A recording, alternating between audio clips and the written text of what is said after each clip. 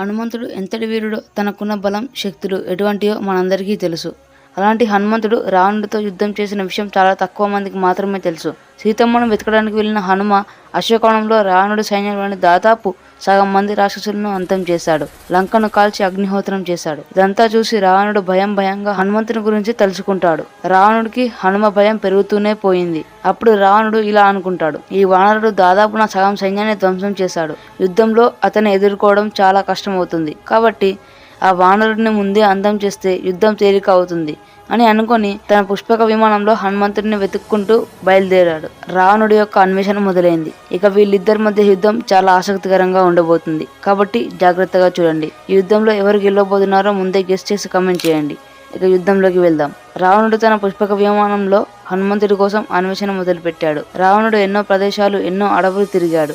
చివరికి ఒక దట్టమైన అడవి మీదుగా ప్రయాణం చేస్తుండగా హనుమంతుడి గొంతు వినిపిస్తుంది. రావణుడు అది హనుమంతుడి గొంతు అని గమనించి కిందకు దిగాడు.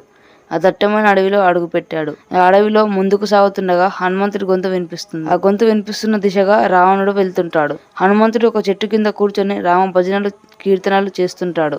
అందులోనే నిమగ్నమైపోయాడు. కొంత దూరం నడిచిన తర్వాత రావణుడికి హనుమంతుడు కనిపించాడు. హనుమంతుడు చేసే రామ భజనలు వింటూ రావణుడు కూడా రాముడి కీర్తనలు చేస్తూ తను కూడా రామనామాన్ని జపిస్తూ ఉన్నాడు. హనుమంతుడు లేచి చూడగా రావణుడు రామ భజనలు చేస్తూ నిమగ్నమైపోవడాన్ని గమనించాడు. అప్పుడు రావణుడు కళ్ళు తెరిచి చూశాడు. అప్పటికే చీకటి అయిపోయింది. అక్కడే ఉన్న హనుమంతుడు నవ్వుతూ, ఏ రావణ, నీకు నా ప్రభువు భజనలు అంతగా నచ్చాయా? నువ్వు నా రాముడి కీర్తనలు వింటూ అసలు సమయం కూడా పట్టించుకోలేదా అని వెటకారంగా రావణుడిని చూస్తూ అన్నాడు. దానికి రావణుడు కూడా ఆశ్చర్యపోయి అసలు తాను సమయంతో సంబంధం లేకుండా రాముడి కీర్తనలు చేస్తూ ఎలా మారిపోయాడో అని తనలో తానే అనుకున్నాడు. రావణుడు వెంటనే తేరుకొని హనుమంతుడితో, ఏ వానరా, నువ్వు అంతలా నవ్వుతున్నావు కదా, సరే మనం ఒక పందెం పెట్టుకుందాం. మనమిద్దరం ఒకరినొకరం చేతితో గుద్దుకుందాం. ఎవరైతే పడిపోయి ఓడిపోతారో వాళ్ళు యుద్ధంలో సైన్యం లేకుండా పోరాడాలి అని రావణుడు అన్నాడు. దానికి హనుమంతుడు, సరే ముందుగా నువ్వు నన్ను గుద్దు రావణ, ఎందుకంటే నేను ముందుగా నిన్ను కుదితే తర్వాత నువ్వు లేస్తావో లేదో కూడా నాకు తెలియదు. ఆ తర్వాత నువ్వు నన్ను కొట్టలేవు అని నవ్వుతూ అంటాడు. రావణుడు రెచ్చిపోతాడు. అతని కోపం కట్టలు తెంచుకుంది. రావణుడు తన పూర్తి బలంతో గట్టిగా హనుమంతుడి ఛాతిపైన గుద్దాడు. ఆ శక్తికి చెట్లు పడిపోయాయి. భూమి కంపించింది. రావణుడు హనుమ పని అయిపోయిందని అనుకున్నాడు. కానీ హనుమంతుడు చెక్కు చెదరకుండా ఒక్క అడుగు కూడా వెనక్కి వేయలేదు. రావణుడు హనుమని అలా చూసి ఆశ్చర్యపోయాడు. అప్పుడు హనుమంతుడు, రావణ, నీ పూర్తి శక్తి ఇంతేనా? నీ శక్తి మొత్తం కలిపి నన్ను కొట్టినా గానీ నేను ఒక్క అడుగు కూడా వెనక్కి వేయలేదు. నువ్వు నన్ను ఉన్న చోటు నుండి కూడా కదిల్చలేకపోయావు అని వెటకారంగా అంటాడు. దానికి రావణుడు, లేదు, నేను కొట్టిన శక్తికి నీలోని ఎముకలు విరిగిపోయి ఉంటాయి. కానీ నువ్వు నొప్పి బయటకు తెలియకుండా ఇలా నవ్వుతూ దాచిపెడుతున్నావు అని హనుమతో అంటాడు. అప్పుడు హనుమంతుడు, నువ్వు అన్నట్లు నాకేమీ కాలేదు. నా మీద ఏదో చిన్న ఈగ వాలినట్టుగా అనిపించింది అంతే అని రావణుడితో అన్నాడు. రావణుడు భయంతో గజగజ వణికిపోతున్నాడు. ఎందుకంటే ఇప్పుడు హనుమంతుడి వంతు. కాబట్టి హనుమంతుడు కనుక నన్ను ఇప్పుడు తన బలాన్ని మొత్తం ఉపయోగించి కొడితే నా గతి ఏమవుతుంది అని తనలో తానే అనుకుంటూ హనుమ వైపే చూస్తుంటాడు.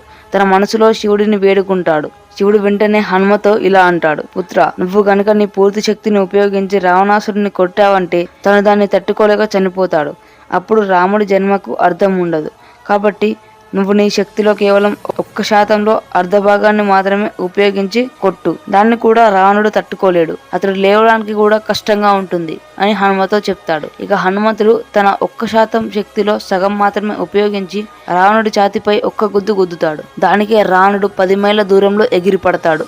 హనుమ కంగారుగా, రావణుడికి ఏమీ అయ్యుండదు కదా, తనేమీ చనిపోయి ఉండడు కదా అని అనుకుంటూ రావణుడు పడిన వైపుగా పరుగులు తీస్తాడు. అక్కడే పడి ఉన్న రావణుడిని చూస్తాడు. రావణుడు లేవడానికి ప్రయత్నిస్తూ లేవలేకపోతుంటాడు. అక్కడికి వచ్చిన హనుమని చూసి, వానరా, నీ పూర్తి శక్తి ఇంతలా ఉంటుందని నేను అనుకోలేదు అని ఆశ్చర్యంతో చెప్తాడు. అప్పుడు హనుమ, రావణ, ఇది నా పూర్తి శక్తి కాదు, కేవలం నా 1% శక్తిలో అర్ధభాగం అంటే సగం మాత్రమే. దీనికే నువ్వు ఇలా తట్టుకోలేకపోయావు అంటే నా పూర్తి శక్తితో నిన్ను కొడితే నీ పరిస్థితి ఏమవుతుందో నువ్వే ఆలోచించుకో అని నవ్వుతూ అంటాడు. రావణుడు భయంతో అక్కడి నుండి పరుగులు తీశాడు. ఇలా హనుమంతుడు రావణుడికి సరైన గుణపాఠం చెప్పాడు. రావణుడికి చావు భయం అంటే ఎలా ఉంటుందో చూపించాడు. దీనిపై మీ అభిప్రాయం ఏంటో కమెంట్స్లో చెప్పండి. అందరూ జై హనుమాన్ కమెంట్ చేసి ఈ వీడియోకి లైక్ చేయండి. అసలు హనుమంతుడు లంకను ఎలా అగ్నిహోత్రం చేశాడు, లంకలో తను చేసిన విధ్వంసం ఏంటో తెలుసుకోవాలంటే ఈ వీడియో పైన క్లిక్ చేసి చూడండి. ఇలాంటి మరిన్ని రామాయణ మహాభారతం రిలేటెడ్ వీడియోస్ కోసం మన ఛానల్ని సబ్స్క్రైబ్ చేసుకోండి.